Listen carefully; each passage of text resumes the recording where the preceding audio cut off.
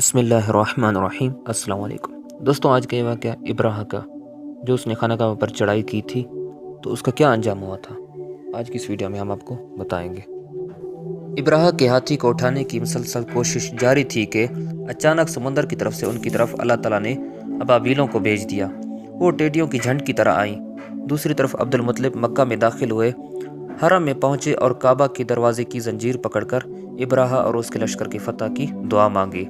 ان کی دعا کے الفاظ یہ تھے: اے اللہ، یہ بندہ اپنے قافلے اور اپنی جماعت کی حفاظت کر رہا ہے، تو اپنے گھر یعنی بیت اللہ کی حفاظت فرما۔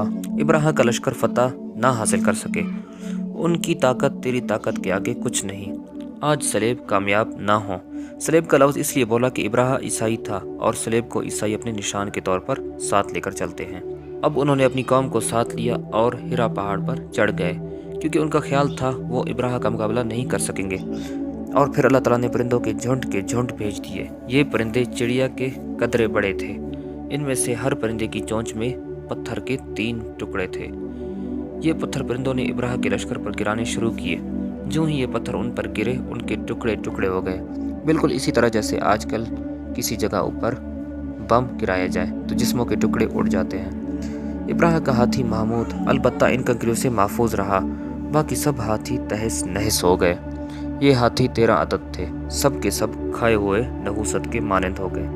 جیسا کہ سورہ الفیل میں آتا ہے، ابراہ اور اس کے کچھ ساتھی تباہی کا یہ منظر دیکھ کر بری طرح بھاگے، لیکن پرندوں نے ان کو بھی نہ چھوڑا۔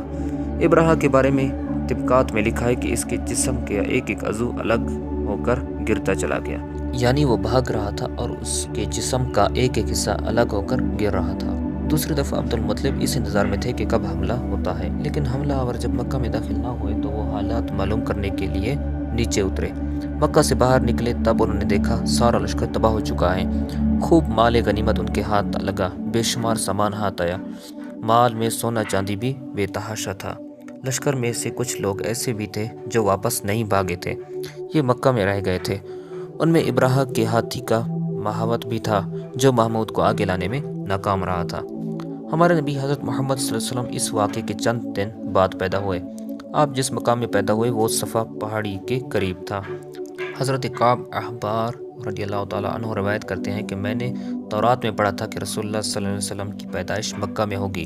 یہ کعب پہلے یہودی تھے، اس لیے تورات پڑھا کرتے تھے۔ دنیا میں آتے ہی حضور اکرم صلی اللہ علیہ وسلم روئے۔ حضرت عبد الرحمن بن عوف رضی اللہ تعالیٰ عنہ کی والدہ کہتی ہیں کہ جب حضرت آمنہ کے ہاں ولادت ہوئی تو میں وہاں موجود تھی۔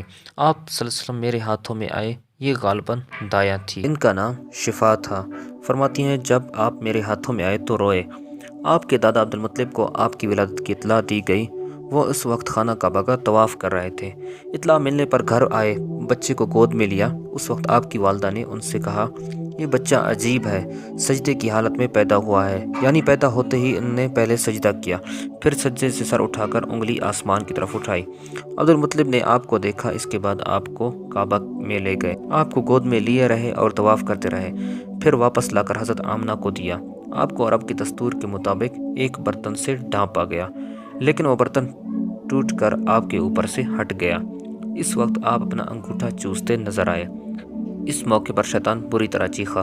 تفسیر ابن مخلد میں ہے کہ شیطان صرف 4 مرتبہ چیخا۔ پہلی بار اس وقت جب اللہ تعالیٰ نے اسے معلوم ٹھہرایا، دوسری بار اس وقت جب اسے زمین پر اتارا گیا، تیسری بار اس وقت چیخا جب آن حضرت صلی اللہ علیہ وسلم کی پیدائش ہوئی، اور چوتھی مرتبہ اس وقت جب نبی کریم صلی اللہ علیہ وسلم پر سورہ فاتحہ نازل ہوئی۔ اس موقع پر حضرت حسان بن ثابت رضی اللہ تعالیٰ عنہ کہتے ہیں کہ میں 8 سال کا تھا، جو کچھ دیکھتا اور سنتا تھا اس کو سمجھتا تھا۔ ایک صبح میں نے یثرب یعنی مدینہ منورہ میں ایک یہودی کو دیکھا، وہ ایک اونچے ٹیلے پر چڑھ کر چلا رہا تھا۔ لوگ اس یہودی کے گرد جمع ہو گئے اور بولے، کیا بات ہے، کیوں چیخ رہے ہو؟ یہودی نے جواب دیا، احمد کا ستارہ طلوع ہو گیا ہے اور وہ آج رات پیدا ہو گئے ہیں۔ حضرت حسان بن ثابت رضی اللہ تعالیٰ عنہ بعد میں 60 سال کی عمر میں مسلمان ہوئے تھے۔ 120 سال کی عمر میں انہوں نے وفات پائی، گویا ایمان کی حالت میں 60 سال زندہ رہے۔ بہت اچھے شاعر تھے، نبی کریم صلی اللہ علیہ وسلم کی اپنے اشعار میں تعریف کیا کرتے تھے اور دشمنوں کی برائی اشعار میں بیان کرتے تھے۔ غزوات کے موقع پر اشعار کے ذریعے مسلمانوں کو جوش دلاتے تھے، اسی بنیاد پر انہیں شاعر رسول کا خطاب ملا تھا۔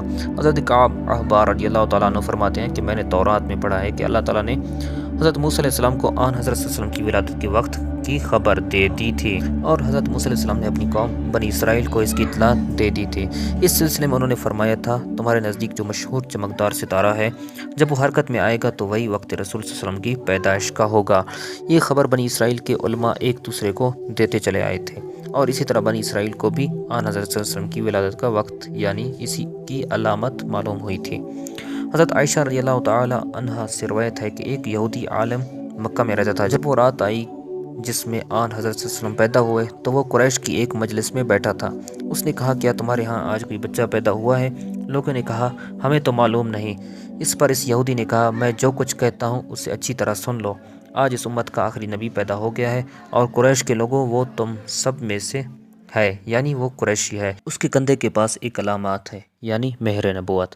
اس میں بہت زیادہ بال ہیں، یعنی گھنے بال، اور یہ نبوت کا نشان ہے، نبوت کی دلیل ہے۔ اس بچے کی ایک علامات یہ ہے کہ وہ 2 رات تک دودھ نہیں پیے گا۔ ان باتوں کا ذکر اس کی نبوت کی علامات کے طور پر پرانی کتب میں موجود ہے۔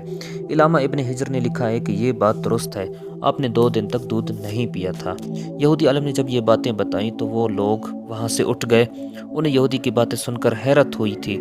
جب وہ لوگ اپنے گھروں میں پہنچے تو ان میں سے ہر ایک نے اس کی باتیں اپنے گھر کے افراد کو بتائیں، عورتوں کو چونکایا۔ حضرت آمنہ کے ہاں بیٹا پیدا ہونے کی خبر ہو چکی تھی، اس لیے انہوں نے اپنے مردوں کو بتایا، ذرا چل کر مجھے بچہ دکھاؤ۔ لوگ اسے ساتھ لی حضرت آمنہ کے گھر کے باہر آئے، ان سے بچہ دکھانے کی درخواست کی۔ آپ نے بچے کو کپڑے سے نکال کر انہیں دے دیا۔ لوگوں نے آپ کے کندھے پر سے کپڑا ہٹایا۔ یہودی کی نظر جو ہی اس مہر نبوت پر پڑی، وہ فوراً بے ہوش ہو کر گر پڑا۔ اسے ہوش آیا تو لوگوں نے اس سے پوچھا، تمہیں کیا ہو گیا تھا؟ جواب میں اس نے کہا، میں اس غم سے بے ہوش ہوا تھا کہ میری قوم میں سے نبوت ہوگی، اور اے قریشو، اللہ کی قسم یہ بچہ تم پر زبردست غلبہ حاصل کرے گا، اور اس کی شہرت مشرق سے مغرب تک پھیل جائے گی۔ ایسی مزید اسلامی ویڈیوز کے لیے ہمارے چینل کو سبسکرائب کریں۔ بہت شکریہ۔ اللہ حافظ۔